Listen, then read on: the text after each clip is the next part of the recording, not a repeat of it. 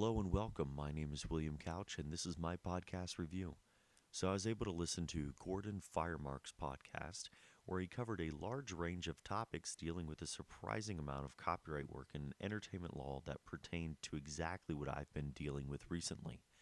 I especially liked their discussion on the Case Act, the Junior Smith publicity tattoo scenario, and the Brexit IP impact and trademarks, all of which deal with my company Daddles in one way or another.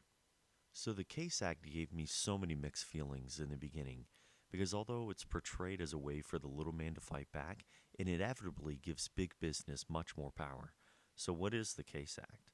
Well, the Case Act stands for Copyright Alternative and Small Claims Enforcement.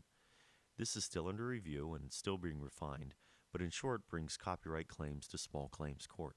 This means that you won't have to have registration in order to make a claim.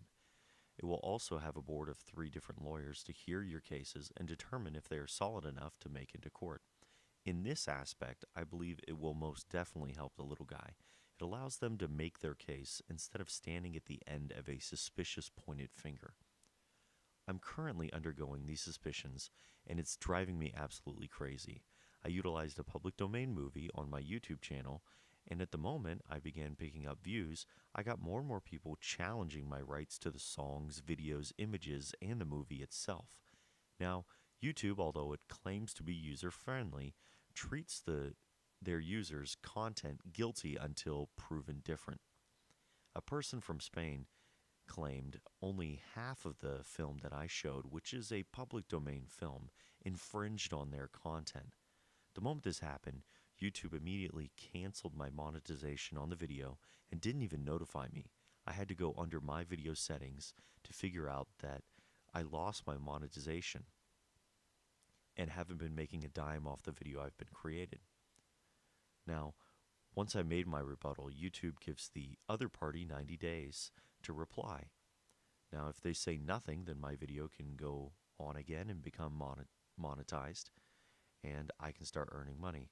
But until then, my video remains frozen, and all the views and everything that I join right now aren't affected at all, and I don't earn any money off of this. Now, although I believe that I'm going to be able to win after this is changed back and I'm able to monetize my video again, there's nothing stopping from another person to wildly accuse me of infringing on their copyright.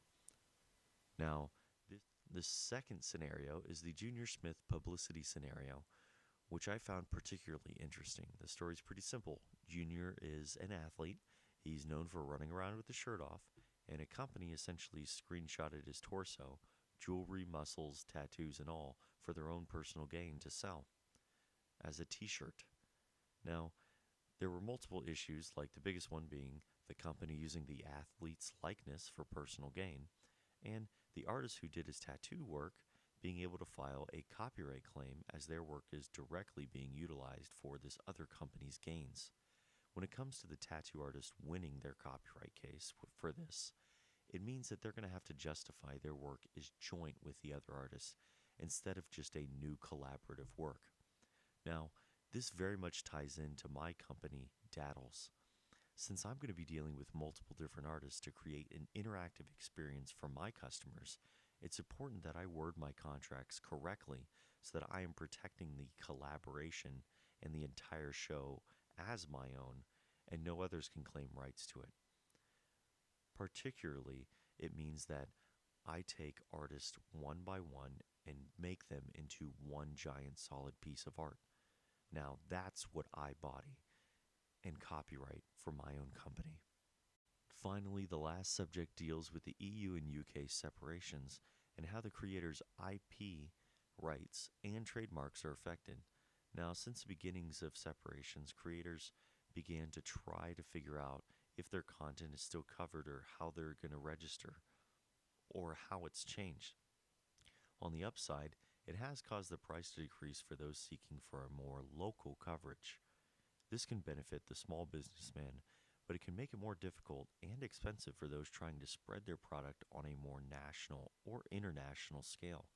Since the character Johnny Necropolis deals with public domain movies, this recent split might unearth materials that are not renewed correctly, meaning that more materials are being able to be utilized for my movies.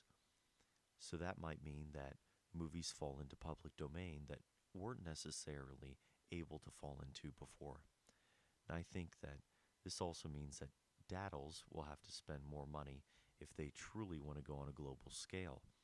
I think in the end, this would be worth the extra funds to ensure brand identity isn't tampered with. Because the last thing I would want is Daddles US and the Daddles UK and the Daddles EU to have anything infringed upon, tampering my name and my business as a whole.